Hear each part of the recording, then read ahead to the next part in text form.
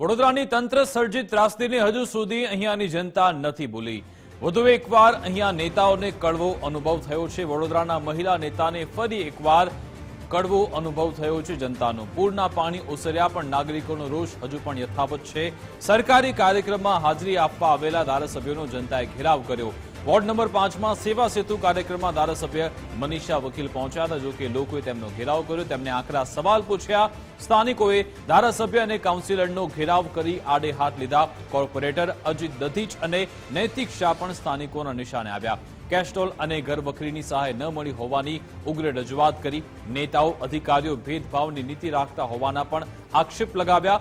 અન્ય સોસાયટીમાં સર્વે થયો પણ અમારી સોસાયટીમાં થયો નથી તેવું સ્થાનિકોએ કહ્યું। સ્થાનિકોના જોરદાર વિરોધ બાદ કોર્પોરેટર્સ દોડતા થયા।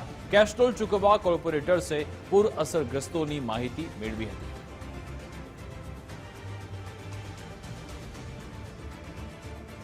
તો વધુ એકવાર જનતાના રોષનો ભોગ બન્યા છે આ અહીંયાના ધારાસભ્યો, કાઉન્સિલર। જ્યારે લોકોની જરૂરિયાત હતી, જ્યારે ત્રાસદી આવી હતી 26 ઓગસ્ટે આખું વડોદરા શહેર પાણી હતું, ત્યારે તેમને મદદ કરવા માટે કોઈ પણ નેતા, કોઈ પણ અધિકારી, કોઈ પણ કાઉન્સિલર કહેવાતા જનતાના પ્રતિનિધિ ન પહોંચ્યા। પરંતુ આપણે જોયું હતું ત્યારબાદ ફોટો સેશન માટે, ફક્ત કહેવા માટે કે અમે લોકોની સાથે આવ્યા છે, ત્યારે જ્યારે મેદાનમાં બધા ઉતર્યા હતા ત્યારે પણ મનીષા વકીલનો વિરોધ થયો હતો। જો કે હજુ પણ લોકોનો રોષ એટલા માટે છે કારણ કે તેમને પૂરતી સહાય નથી મળી, યોગ્ય સર્વે થયો નથી, કેસ્ટોલ નથી મળી, તેથી ફરી એકવાર તેમનો ઘેરાવ કરવામાં આવ્યો હતો। અમારી સાથે અમારા સંવાદદાતા અલ્પેશ જોડાઈ ગયા છે। અલ્પેશ, આજે ફરી એકવાર મનીષા વકીલ લોકોના રોષનો ભોગ બન્યા હતા। જો ખરા અર્થમાં તેમણે કામગીરી કરી હોત, લોકોની વહારે આવ્યા તો કદાચ આ પરિસ્થિતિનો સામનો મનીષા વકીલ કે પછી અન્ય કાઉન્સિલરે ન કરવો પડ્યો હોત।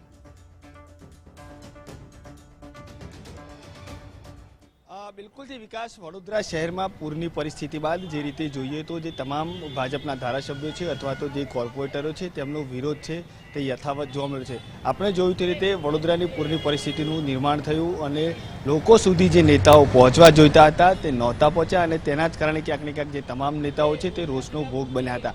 આ વખતે પણ વોર્ડ નંબર 5 છે ને તેમાં સરકારી કાર્યક્રમ છે જે સેવા સેતુનું, તેનું આયોજન કરવામાં આવ્યું હતું અને તેની અંદર ધારાસભ્ય મનીષા વકીલ તેમજ કોર્પોરેટર અજીત દધીચ અને જે નૈતિક શાહ છે તે પહોંચ્યા હતા અને ત્યારબાદ જે નાગરિકો છે સ્થાનિક તેઓનો ઘેરાવ કર્યો હતો। સાથે સાથે આક્ષેપ પણ કર્યા હતા કે જે રીતે સર્વે કરવામાં આવ્યો છે, અમારે ત્યાં કોઈ પણ સર્વેની ટીમ નથી પહોંચી અથવા તો જે કેસ્ટોલની જે સુવિધા હોય તે પણ નથી આપવામાં આવી। એટલે ચોક્કસથી હાલ તો હજુ પણ પૂરની પરિસ્થિતિ વડોદરા શહેરમાં થાળે પડી છે, પરંતુ જે લોકોનો નેતાઓ સામે આક્રોશ છે તે હજુ પણ યથાવત છે। લોકોમાં ક્યાંક ને ક્યાંક હજુ આક્રોશ છે તે શાંત નથી થઈ રહ્યો અને હાલ આ જે તમામ નેતાઓ છે તે લોકોના રોષનો ભોગ બનવાનું હજુ પણ યથાવત છે। એટલે ચોક્કસથી હાલ તો તમામ જે નેતાઓ છે તે ક્યાંક ને ક્યાંક હજુ પણ પોતાના વિસ્તારમાં જતા ક્યાંક ને ક્યાંક પાછી પાની કરી રહ્યા છે, કારણ કે દરેક જગ્યાએ આ જ પ્રકારની પરિસ્થિતિનો સામનો કરવાનો વારો આવે છે। શિક્ષણ મંત્રી પણ અહીંયા આવ્યા હતા અને ત્યારબાદ તેમનો પણ વિરોધ થયો હતો। ધારાસભ્ય મનીષા વકીલ હોય, અજીત દધીચ હોય, બંદીશ શાહ હોય, આ જે તમામ કોર્પોરેટરો છે તેમને લોકોના રોષનો ભોગ બનવાનો વારો આવ્યો હતો। ત્યારે કેસ્ટોલ અને જે ઘરવખરીની સહાય મળવી જોઈએ તે નથી મળી। લોકો આક્ષેપ કરી રહ્યા છે કે જે રીતે જે ભાજપના જે માનીતા લોકો છે અથવા તો જે માનીતી સોસાયટીઓ છે તે જગ્યામાં જે સર્વે કરવામાં આવ્યો છે અને હાલ આ જે લોકો વસવાટ કરી રહ્યા છે વોર્ડ નંબર 5ના, તેમની જે સોસાયટી છે ત્યાં કોઈ પણ અધિકારી અથવા તો કોઈ પણ જે નેતા છે ત્યાં પહોંચ્યા નથી।